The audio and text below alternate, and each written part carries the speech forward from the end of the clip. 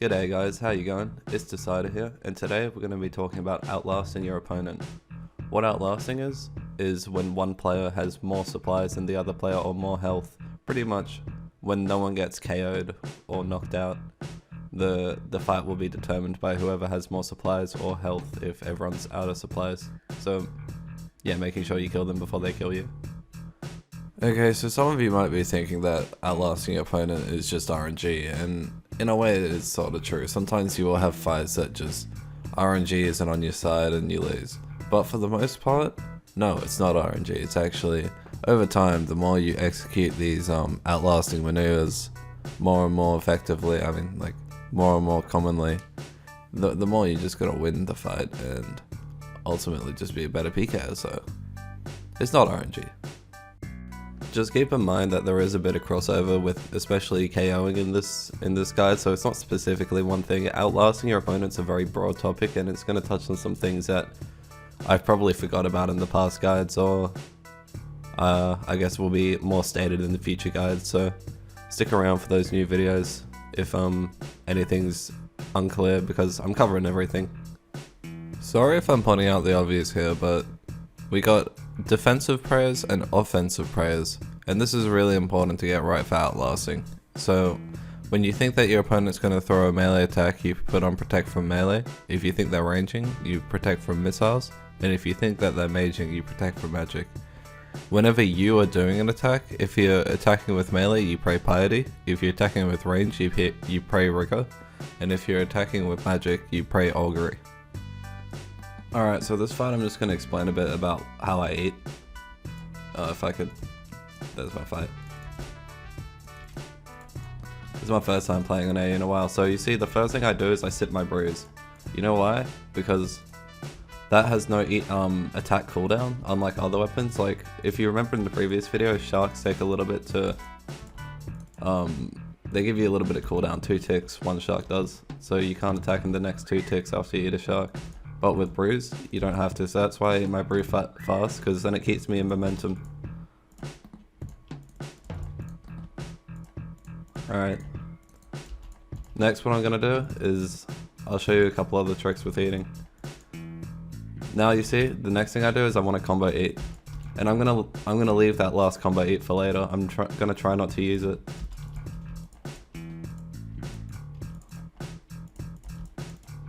So he's unfrozen, so this is what I'm going to do. I'm going to catch the freeze, hopefully. No, I didn't have my top on. Now I'm going to step under, and now I'm going to eat. The reason why I'm going to eat after I step under is because it gives me more time to what's it called? No, well, it doesn't give me more time. Well, the reason why you step under and eat is because they can't hit you when you're under them. You can also do that with trees or walls. There we go, a little one-tick barrage for you. So he's just stepped under me, so I'm going to eat a little bit.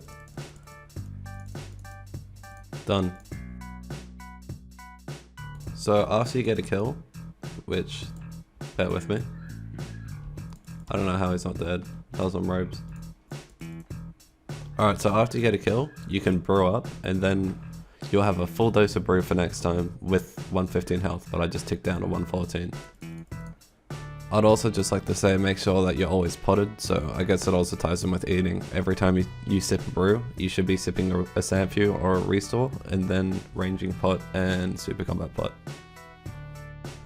Okay, so my next fight I'm going to talk a little bit about specking early and specking randomly. What I mean about specking early is, you want to spec as soon as the fight starts, really. Like, it doesn't have to be instantaneous, maybe like the first 3 attacks is optimal, but as soon as you're unfrozen sometimes can be like the best time as well, because you're literally frozen and you can't get to them in the first part of the fight. But spec early, because then you recharge your spec, and then you're going to have more specs later on, and specs are really good for DPS. What I mean by spec randomly is sometimes you don't need a spec to KO, sometimes you just want to spec for DPS. So try and get them off guard with those. So I'm just going to do one more mage attack here. and he didn't expect it. Ironic how I said spec in that.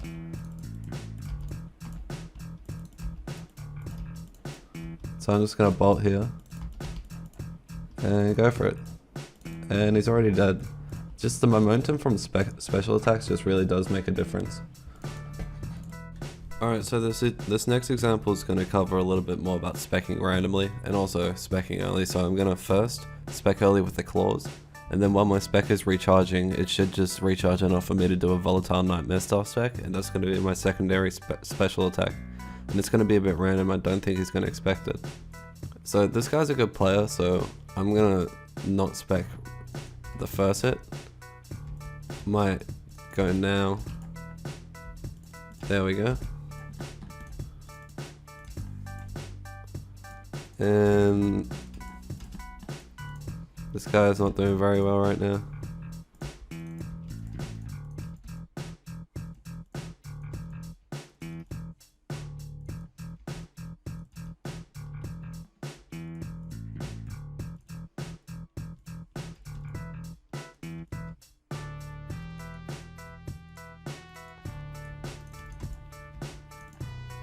Should have volley here.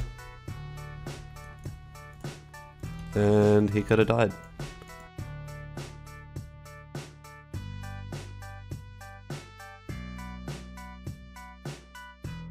Okay, so flicking tank is something for me that's pretty automatic, but it's pretty much just putting on your black d'hide body and your rune plate legs or whatever your tank items are when you're not attacking. Also your staff, you should have your staff on. So you see how I switched to the staff and then I switched to my robes, then I switched back to my staff and my tank gear. Yeah, you can kind of start to get a grip on it. So he's going to mage me, so I'm going to switch to K-top and mystic legs. Ignore that. Anyways, if you really are confident that they're going to mage, you don't have to switch your leg slot, but only do it every now and then because it is a bit risky. So he's going to mage. There we go. That gives him more chance of splashing if you don't switch your rune plate legs, because rune plate legs have negative mage defense.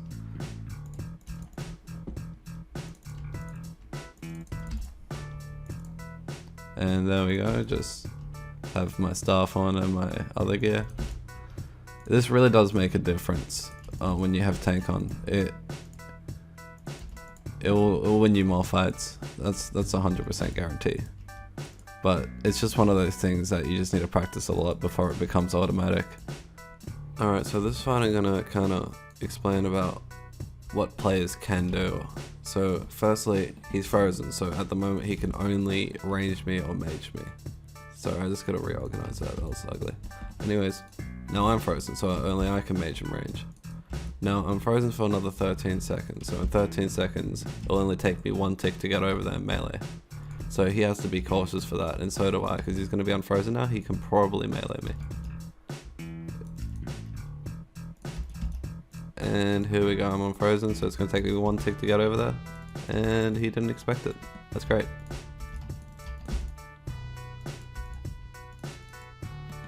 Unfortunately I didn't hit anything on that spec, but it's a thought that counts.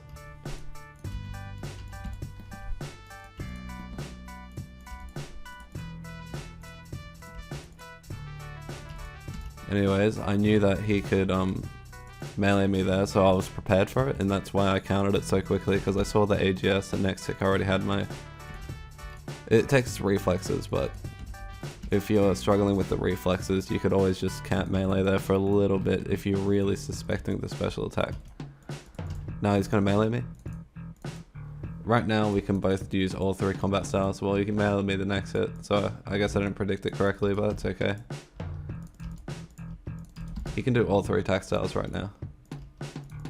So he just zero ticked a whip. Clever move.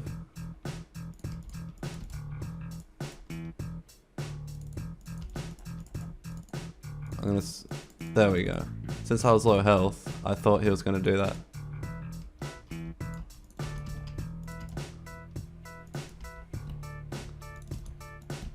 Now he can melee me if he keeps running like that. You see how he was running really quickly?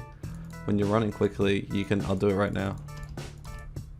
See, I kind of like got over to him just in time because I had that backstep motion going on. When people backstep, they actually can melee you and you might not even realize it.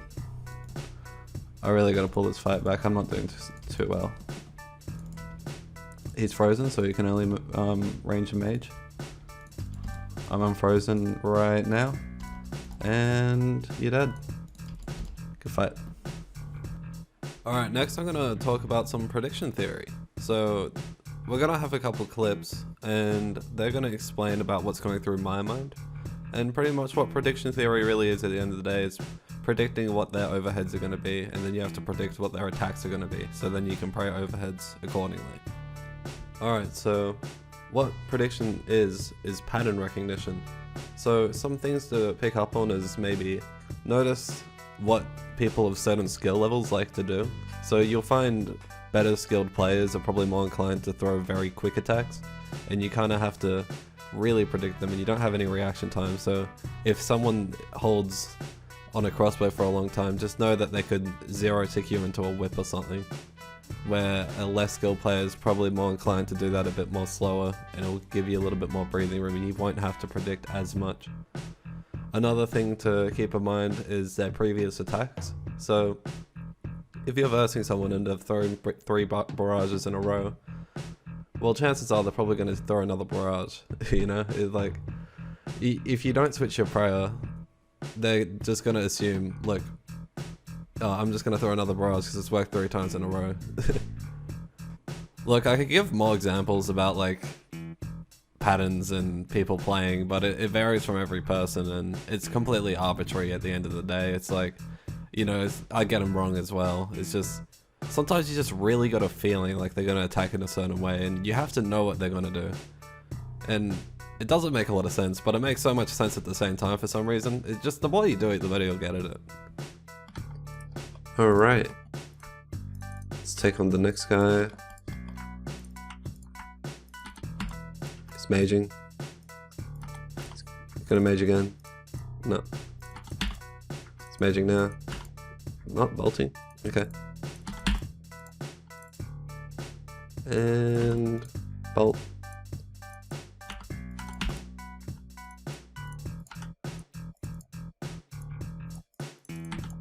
And he's not going to set the mage there, suspect, I can't speak. And bolt, and he splashed, so I'm going to go in for the whip. Gonna fake it, do another whip. Now bolt. Put on tank legs. See how when he was maging I had my mystic legs on? That's like a little way to get a little bit more mage defense. There we go, I predicted the melee there. I saw the pot trick. I've like mage 3 times in a row here and he hasn't predicted any of them.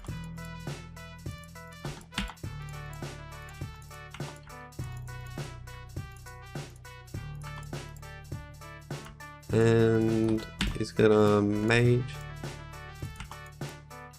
Come on, bolt me. There we go. Maging. Melee maybe. Just gonna hold the melee on. I should have done that.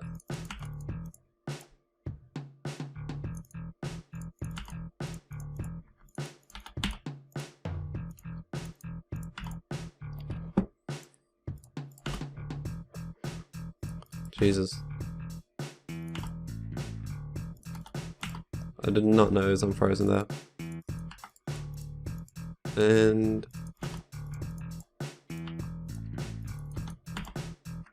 there we go, mage, and he's dead. Not too bad, did 78% overheads for his 37. Okay, so next we're going to be talking about render self.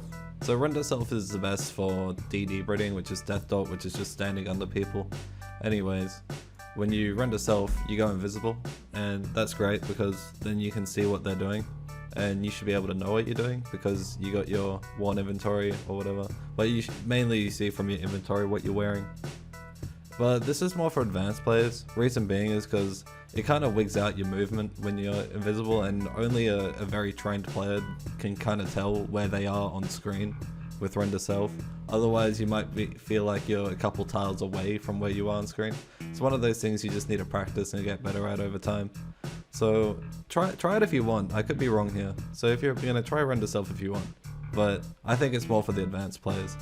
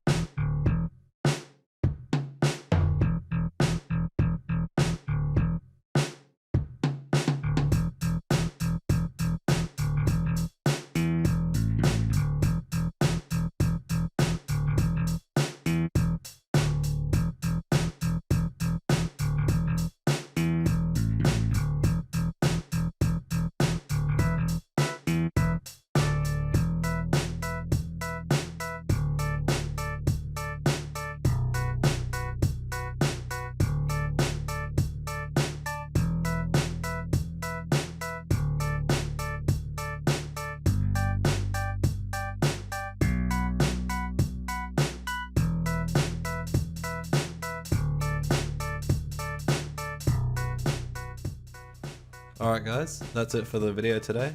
I hope you took something away from it. Be sure to like, subscribe, and comment if you have any questions or nice things to say. Or mean things to say, it's okay. Anyways, take care guys, have a good one, play LMS.